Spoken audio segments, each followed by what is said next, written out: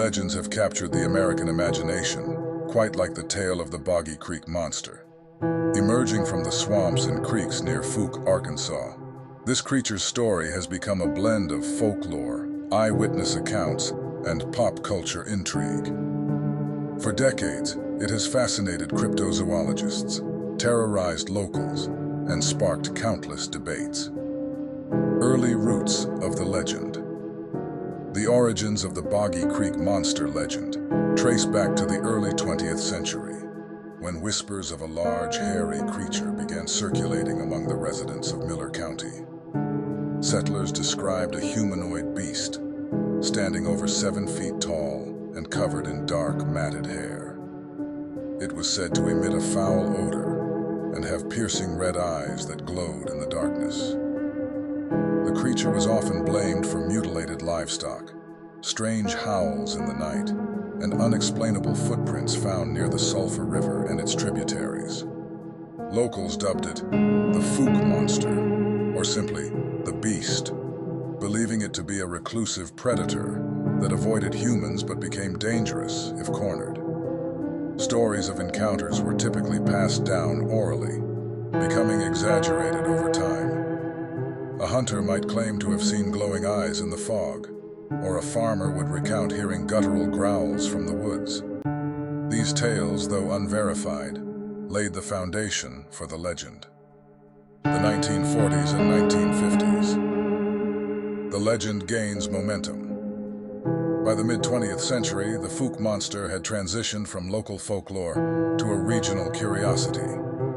In the 1940s and 1950s, reported sightings increased, though skeptics often dismissed them as misidentifications of bears or overactive imaginations. One notable story involved a group of teenagers who claimed to have encountered the creature near a rural road. They described it as moving with an unnatural gait and making a sound that resembled a cross between a scream and a roar.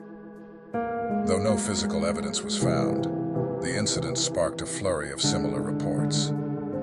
Local newspapers occasionally picked up these accounts, treating them as lighthearted human interest stories. But for the residents of Fouke, the sightings were no laughing matter. Hunters began carrying extra ammunition, and parents warned their children to stay away from the woods after dark. The 1971 incident, the legend goes national. The Boggy Creek Monster leaped into the national spotlight in May 1971, following a harrowing encounter reported by the Ford family. Bobby and Elizabeth Ford claimed that the creature attacked their rural home, attempting to break in through a window. The family fled to a neighbor's house and later returned with a sheriff's deputy, only to find strange 3-toed tracks in the yard and claw marks on the siding. The story spread like wildfire, making headlines across the country. Skeptics dismissed it as a hoax or hysteria, but others were captivated. The idea of an unknown creature lurking in the swamps of Arkansas resonated with a public already fascinated by cryptids like Bigfoot and the Loch Ness Monster. The legend in pop culture, the legend of Boggy Creek.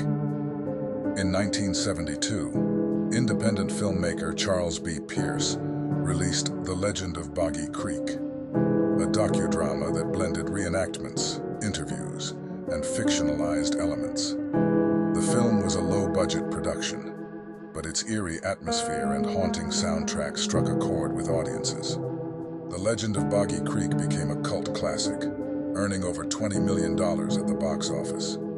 It cemented the Fouke monster's place in popular culture and inspired a wave of similar films. While some criticized its sensationalism, others praised it for capturing the essence of rural folklore and the fear of the unknown. Modern sightings and investigations. Though the hype surrounding the Boggy Creek Monster faded after the 1970s, reports have never entirely stopped. Hunters, fishermen, and hikers occasionally claim to see large, bipedal creatures or hear unidentifiable sounds in the swamps. In recent decades, the Fouke monster has become a subject of interest for cryptozoologists and paranormal investigators.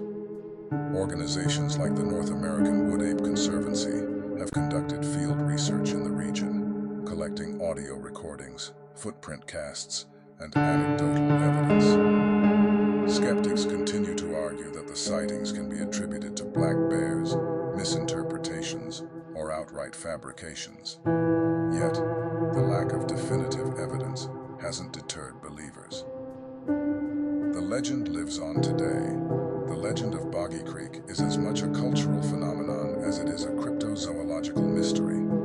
Fouke, Arkansas, has embraced its notoriety, hosted annual events, and maintained a small museum dedicated to the creature. Tourists visit the area, hoping to catch a glimpse of the elusive monster or simply experience the eerie beauty of the swamps. For some, the Fouke monster represents the possibility that the wild still holds secrets, that there are places untouched by human understanding. For others, it's a cautionary tale, a reminder of the power of stories to shape a community's identity. Whether the Boggy Creek monster is real, a misidentified animal, or merely a figment of imagination, one thing is certain: its legend has endured, captivating generations and solidifying its place in the annals of American folklore. And who knows? Perhaps the swamps of Arkansas still hide something extraordinary, waiting to be rediscovered.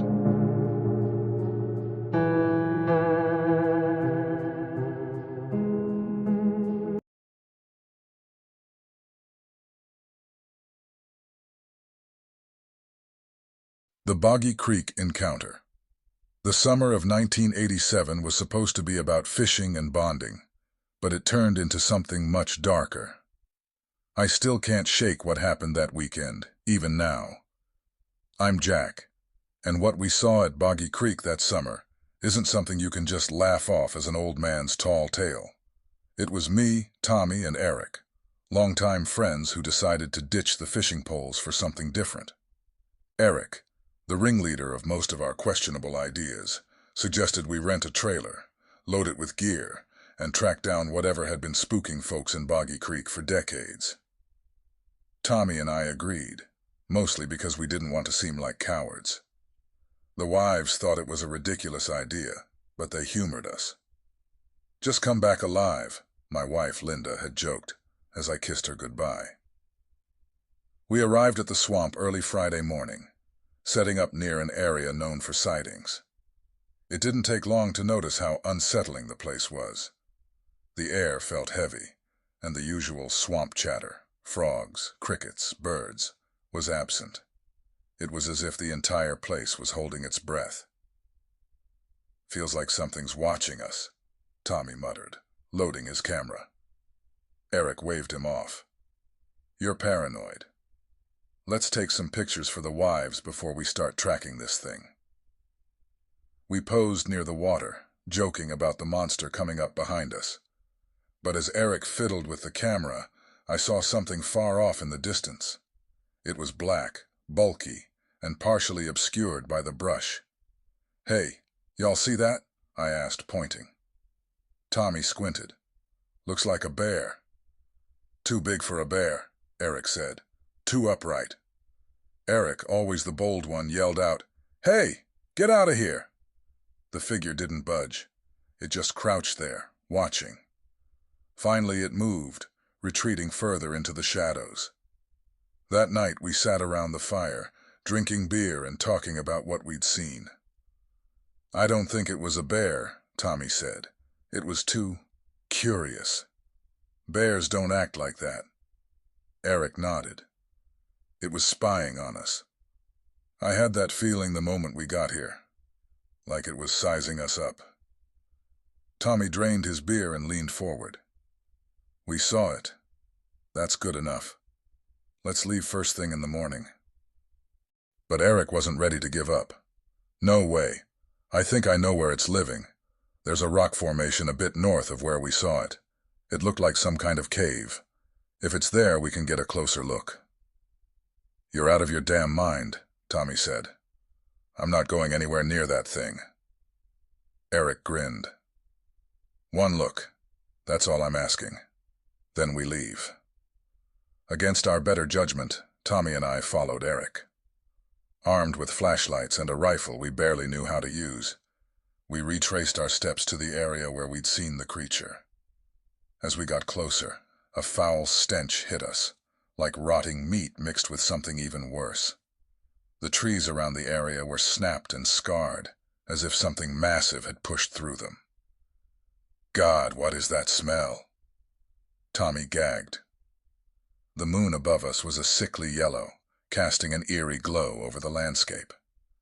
When we reached the rock formation, we crouched behind a thick patch of bushes. The cave was massive, its entrance dark and silent. "Empty," Eric whispered, disappointed. We stayed there, watching and waiting, for what felt like forever. Just as we were about to give up, we heard something heavy moving through the brush. It came into view, dragging a wild boar the size of a small car. My breath caught in my throat. Seeing it up close was nothing like spotting it from a distance. It was massive, at least 9 feet tall, with matted black fur and elongated limbs that seemed too long for its body. Its face was somewhere between a wolf and a man, with sharp features and glowing amber eyes. It dropped the boar near the cave's entrance, then froze. Its head tilted up as it sniffed the air, and I swear it looked right at us. Tommy's hand clamped down on my shoulder, trembling. "Oh God, it knows we're here." The creature took a step in our direction, then another. I could see the bullet scars crisscrossing its chest, old wounds that hadn't slowed it down one bit. My heart pounded so loud I thought it would hear it. Then, as suddenly as it had noticed us, it turned back to the boar, picked it up, and disappeared into the cave. We didn't wait to see what happened next. Eric whispered, "Let's go," and we moved as quietly as we could back to the trailer. None of us spoke a word until we were back on the road the next morning. When we told our wives about it, they laughed it off, thinking it was another one of Eric's exaggerated stories. But when we showed them the photo we'd taken of the figure by the water, the laughter stopped. To this day, I can't drive near Boggy Creek without getting a chill. Whatever's out there, it's real, and it's watching.